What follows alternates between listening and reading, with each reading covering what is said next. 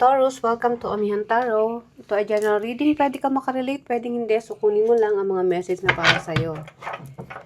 At kung napadaan ka sa akin channel, Taurus, please subscribe, pakita notification bell, share, like, and comment na rin.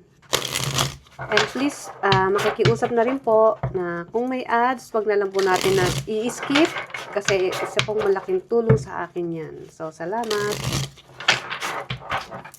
So, ito yung reading for this week, August 31 to September 6. Yung overall energy, King of Cups. Challenge, Eight of Swords.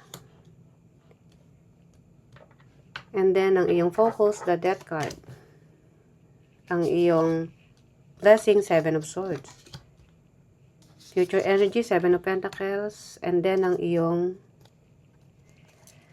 outcome, the Star. Ano muna natin to, hatakpan natin. Okay. O, ito na lang pala. Kasi baka tayo ay masensored. The Stars. Okay. Ang iyong energy ngayon, Taurus, is King of Cups. Ikaw yung taong matulungin. Lahat ibibigay mo. Pero this time, ang energy mo, kailangan mo raw unahin muna ang sarili mo. Dahil masyado kang maawain. Isang salita lang ng tao, pinagbibigyan mo agad. Kahit na hindi mo alam kung totoo ba na kailangan niya ng tulong o hindi. Ang challenge mo is Eight of Swords.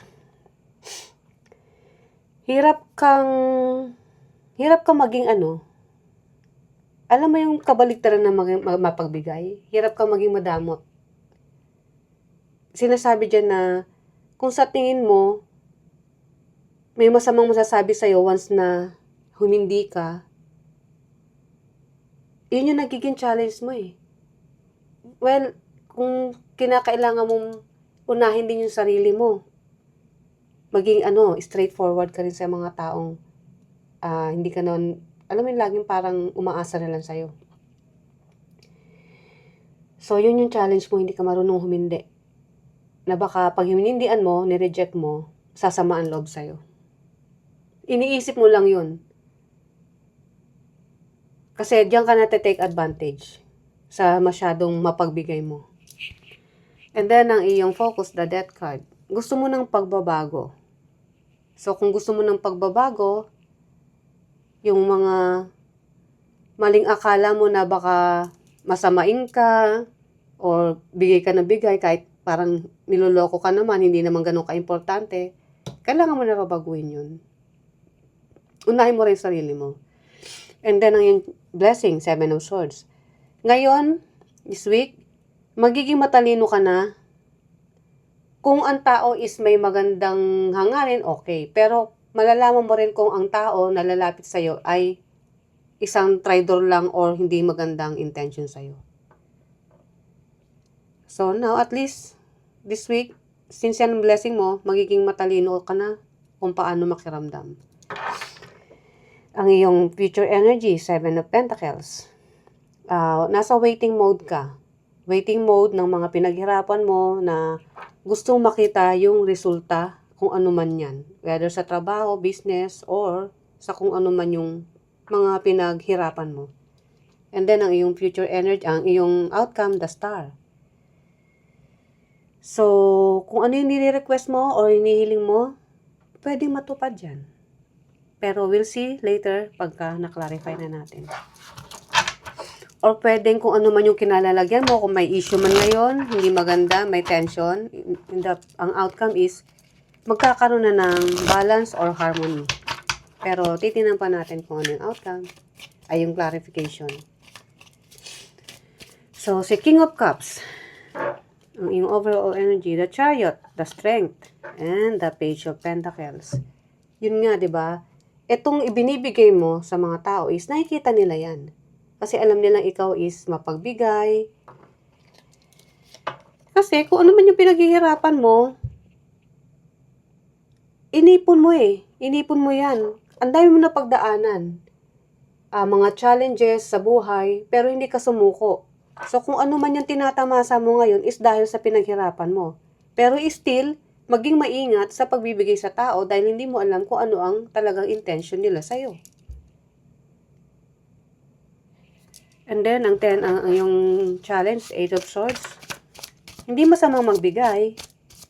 Pero pag pinaghirapan mo at nagiging na rin, tinitake advantage ka na rin, kailangan mo na rin pumreno.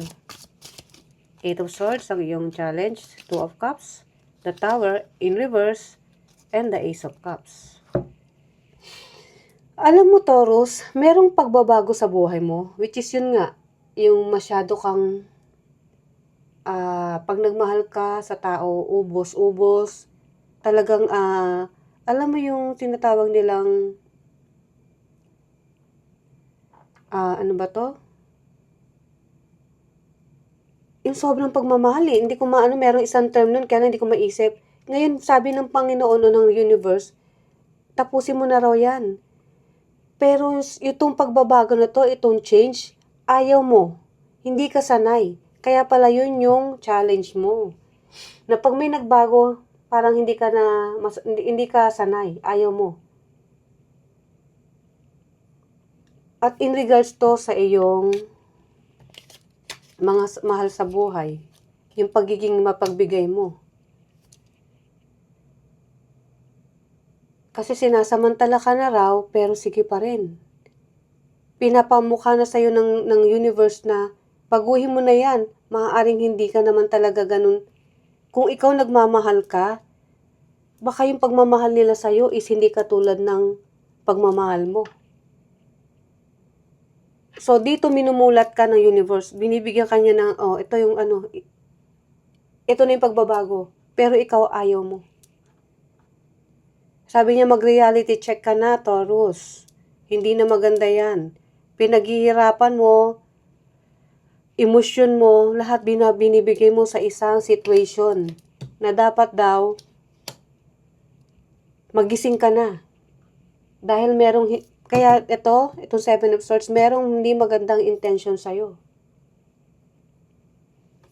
Pero ayaw mong tignan yun. Kasi nga, mahal mo mataba ang puso mo para sa'yo. Hindi. Kaya ko to. Well, may change pero may mga tao na ayaw ng change. At isa ka na dun, Taurus. Okay, Death card, which is transformation. Dahil nga may Tower in reverse, ayaw mo. Ang focus mo si Queen of Pentacles, the Magician in reverse, and the King of Pentacles. Okay, si King and Queen of Pentacles, which is kayo, kung sino man tong partner mo, na malapit sa puso mo. The Magician in reverse, ginigising ka sa katotohanan, which is yung intuition mo, na dapat nilalakasan mo, pinagtutuunan mo ng pansin, pero pinipili mo na hindi. Ayaw mong magising sa katotohanan. Yung mali, pinipilit mong tama. Dahil ganun ka, feeling mo ganun ka ka-stable, tuwing makakasama mo kung sino man to. So, yung pagbabago, hindi mo mababago dahil pinipili mong tignan yung mali, yung tama, yung mali, ginagawa mo pa rin tama. So, yung hindi na healthy situation sa buhay mo, ginagawa mo pa rin healthy. Yun yung pananaw mo. Ewan ko lang kasi ito yung blessing mo Alam mo yan. Alam mo, Taurus, na merong lokohan o hindi totoo sa'yo. Pero tinatanggihan mo lang. And then, see, 3 of Swords, 10 of Pentacles, and the Ace of Swords.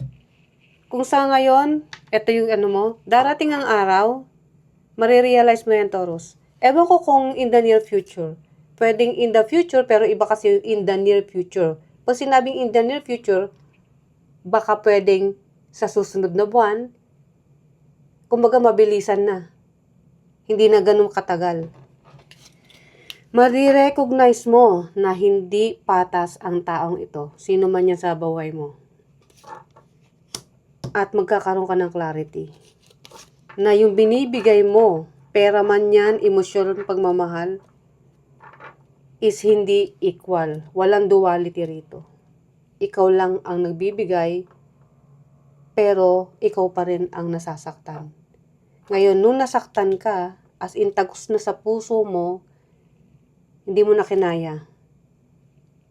So, nasa sayo ang desisyon. Kasi, nakikita ko in the future, magdidesisyon ka na.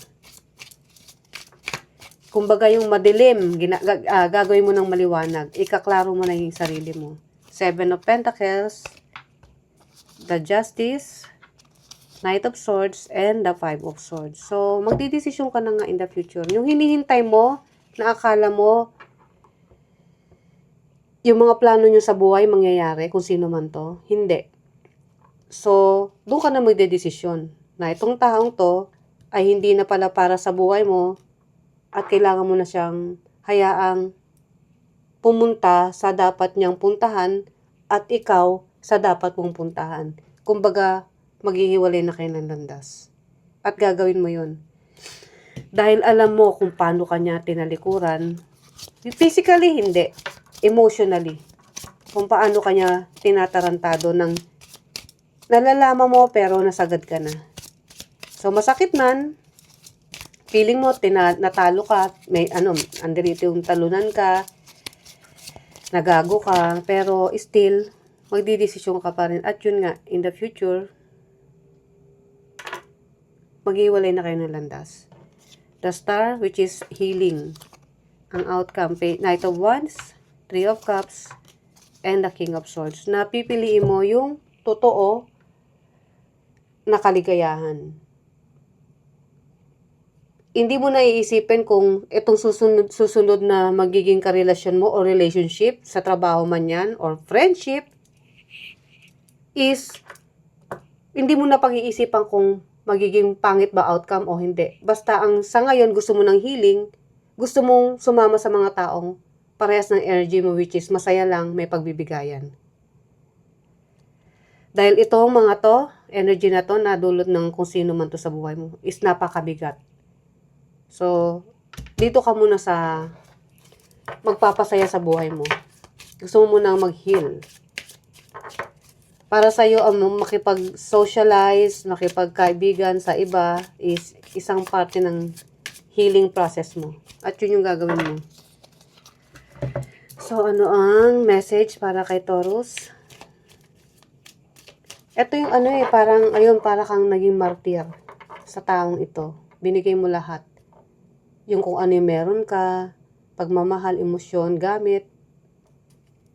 Dahil ang plano nyo sa buhay is maganda eh. May future kayo, may plano kayo, pero hindi natuloy.